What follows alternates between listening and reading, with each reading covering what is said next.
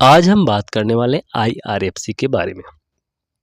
तो पिछले में कुछ दिनों से काफ़ी दिनों से आईआरएफसी के बारे में रेगुलरली आपको बताते जा रहा हूँ वीडियो के माध्यम से।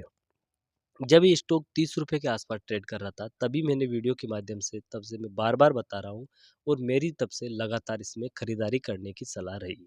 और जिन लोगों ने खरीदा उन लोगों को बहुत ही ज़बरदस्त प्रॉफ़िट देखने को मिल रहा है।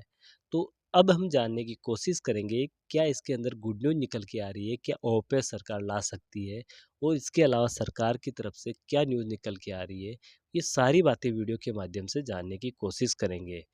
तो इसके बारे में जानने के लिए आप वीडियो के अंत तक बने रहें और इसके अलावा क्या इसमें खरीदारी करने का अभी और समय है या प्रॉफिट बुकिंग किया जाए, क्या इसकी रिसर्चर द्वारा एनालाइज द्वारा क्या इसका टारगेट दे रहे हैं, क्या इसका स्टॉप लॉस दे रहे हैं, सारी बातें वीडियो के माध्यम से जानने की कोशिश करेंगे। लेकिन फ्रेंड्स, अगर आप हमारे चैनल में पहली बार विजिट कर रहे हो तो हमारे चैनल को सब्सक्राइब कर दीजिए, एक बेल आइकन घंटी जरूर दबा दीजिए ताकि समय समय पर आपको न्यूज़ मिलती रहे। तो हम सबसे पहले देखते हैं आईआरएफसी न्यूज़ की बात करें तो एक न्यूज़ ये भी निकल रही के आ रही है कि इंडियन रेलवे द्वारा प्लान किया जा रहा है कि 3000 न्यू ट्रेन यानी 3000 न्यू ट्रेन और चलाने का प्लान चल रहा है 5 ईयर्स के अंदर। यानी पैसेंजर की बढ़ती हुई समस्या को देखते हुए 3000 न्यू ट्रेन चलाने की योजनाएं बनाई जा रही है 5 ईयर्स के अंदर।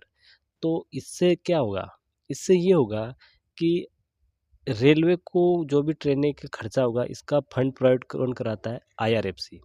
क्योंकि आईआरएफसी करवाता है फंड तो सीधा-सीधा आईआरएफसी को फ़ायदा हो सकता है इसके तहत। एक न्यूज़ ये भी निकल के आ रही है कि प्रभुदास लीलाधर यानी प्रभुदास लीलाधर ने 10 शेयरों पर टारगेट दिया है। उन्होंने 10 शेयरों पर बताया है कि क्या-क्या इनका टारगेट रह सकता है। तो पहला पहला उन्होंने बताया कि हिंदुस्तान ऑयल, तो इस पे टारगेट उन्होंने बताया कि 192 का उन्होंने टारगेट बताया और 154 का एसएल बताया है। दूसरा दूसरा उन्होंने बताया कि हिंदुस्तान कॉपर की बात की जाए तो उनको भी उन्होंने बाय करने की सलाह दी है और टारगेट 175 का बताया है और स्टॉप लॉस की बात की जाए तो 138 का स्टॉप लॉस बताया है। इसके अलावा अगर हम तीसरे स्टॉक की बात कर लें तो तीसरा स्टॉक है हमारा आईआरएफसी यानी इंडियन रेलवे फाइनेंस कॉर्प।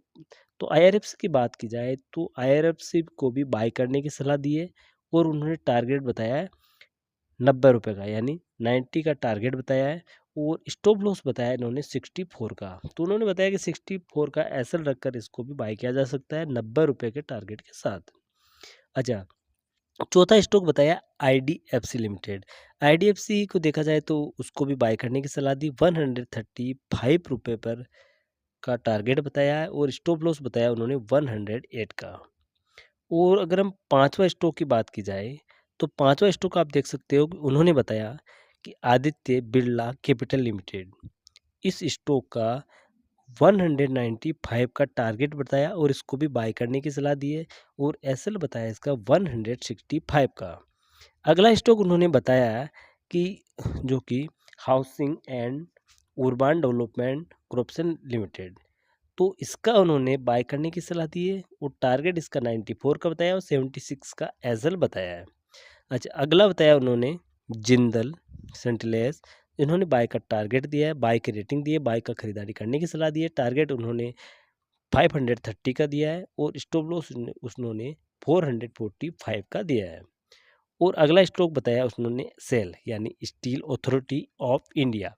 इस स्टॉक का उन्होंने बाय करने की सलाह दी और 100 रुपये का टारगेट बताया, 82 का एसएल बताया।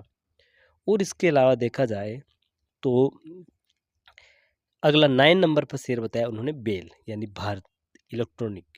तो इसका उन्होंने खरीदारी करने की सलाह दी 164 का टारगेट बताया फर्स्ट और इसको स्टॉप लॉस बताया 132 का। और अगला स्टॉक बताया उन्होंने बैंक ऑफ इंडिया। तो इसको भी खरीदारी करने की सलाह दी और 120 रुपये का टारगेट बताया और 99 रुपये का एसएल बताया।